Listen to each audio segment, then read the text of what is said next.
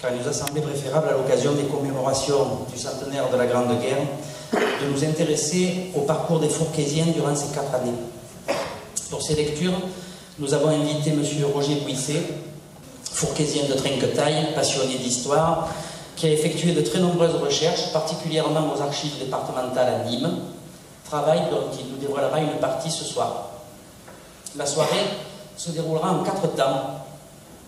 D'abord, nous évoquerons le monument aux morts de Fourques, point de départ de toutes nos recherches. Ensuite, nous lirons des extraits de correspondance entre les hommes mobilisés et leurs familles ou amis. Remercions particulièrement les familles Gachon, Faïs et Histoire qui nous ont fourni l'essentiel de ces correspondances. Ces lettres n'émanent pas toutes de poilus tombés au champ d'honneur, car si notre monument aux morts compte 35 noms, les hommes mobilisés l'ont été en bien plus grand nombre, assurément plus de 100, car l'association des anciens combattants compte encore 91 membres en 1931. Pour beaucoup, l'issue n'a pas été fatale, mais plusieurs reviendront à Fourques blessés, comme Étienne Roche, gazés, comme le garde-digue Martin, aveugles, comme Baptistin Gazet, estropiés, comme Félix Histoire. D'autres encore, en apparence indemnes, mais tous profondément marqués par ces 4, voire 5 années de tourmente. La troisième partie, préparée par Roger, retrace le parcours trop bref de 4 Fourquésiens mobilisés au 40e régiment d'infanterie à Nîmes, dont aucun n'a survécu à l'année 1914. La 4e partie, elle, sera consacrée à Eugène Oziol, le grand-père de Roger, mobilisé à Toulon en août 1914 et mort le 25 septembre 1915. Nous allons donc commencer par le monument aux morts. Tu as raison, Michel, de proposer un tel début, car le monument aux morts de la Romandie est dans sa simplicité un des plus républicains qui soit. D'abord, parce qu'il a été érigé en suivant la démarche administrative légale, c'est-à-dire que sa forme et son emplacement ont été validés par la commission préfectorale du Gard. Ensuite, parce que son emplacement est neutre, c'est-à-dire qu'il n'est situé ni à côté de la mairie, ni à côté de l'église. Il faut en effet savoir que dans certaines régions, les conseils municipaux se sont déchirés sur le choix du lieu d'implantation du monument aux morts. Ensuite aussi, parce qu'il porte la formule statistiquement la plus employée, à savoir la commune de Fourques a ses enfants morts pour la France. Enfin, parce que sa forme en obélisque est celle qui a été adoptée par la majorité des 36 000 communes de France, moins 12 qui n'ont recensé aucun décès, essentiellement pour des questions de coût, puisque le monument, propriété communale, devait avoir un financement couvrant à 100% le devis et que les caisses étaient souvent presque vides. Et c'était bien le cas à Fourques, après la catastrophe des arènes de 1923, Fourques qui a dû attendre 1932 pour pouvoir payer une plaque commémorative listant les enfants de la commune morts pour la France.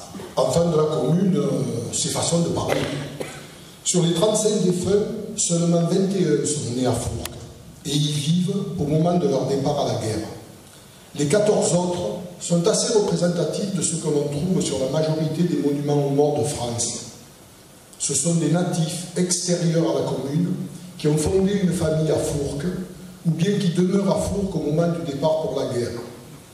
L'État a d'ailleurs défini ses critères d'éligibilité sous la pression des associations d'anciens combattants qui dénonçaient les dérives constatées ça et là dans les listes mémorielles. L'étude des fiches militaires individuelles de chacun des défunts permet d'ailleurs d'établir certaines statistiques assez intéressantes, dont voici quelques exemples. Le premier mort fourquésien est Honoré Dijol, tué dès le 20 août 1914 à Dieuze, en Lorraine. Le dernier mort est Guillaume Monlot, décédé le 1er novembre 1918 en Macédoine grecque. Tous deux étaient âgés de 24 ans.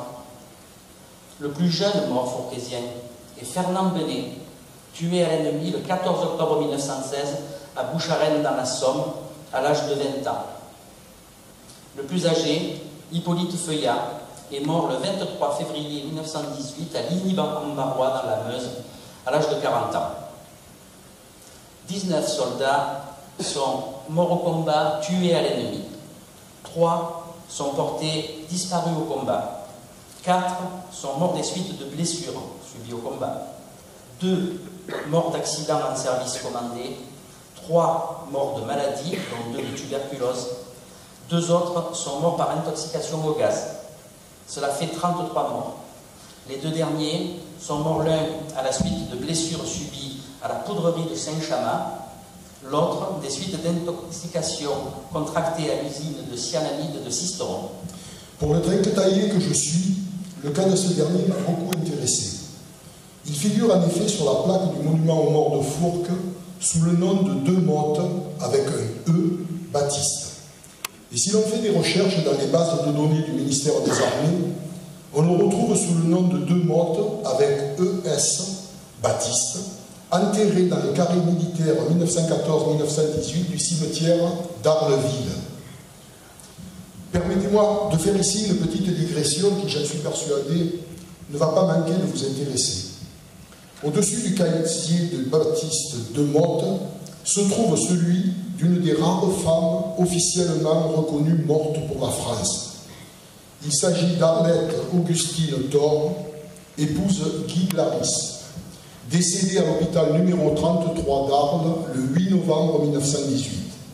Elle était infirmière stagiaire et avait 21 ans. C'est le seul témoignage de ce type de reconnaissance que l'on puisse trouver dans le grand quart sud de la France, les autres étant toutes honorées sur des monuments aux morts situés, comme on dit, au nord de la Loire. Mais je sais que tes recherches ne se sont pas arrêtées là. C'est vrai.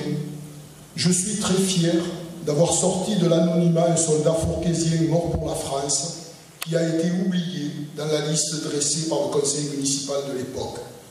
Il s'agit de Justamont Félix Marcel, né à Fourques le 22 mars 1892 et mort pour la France le 8 mai 1916 alors qu'il était prisonnier à Trèves en Allemagne. Mais je crois que toi aussi, Michel, tu as fait une autre découverte. Oui, c'est vrai. J'ai découvert qu'un autre soldat fourquésien mort pour la France a été oublié dans la liste.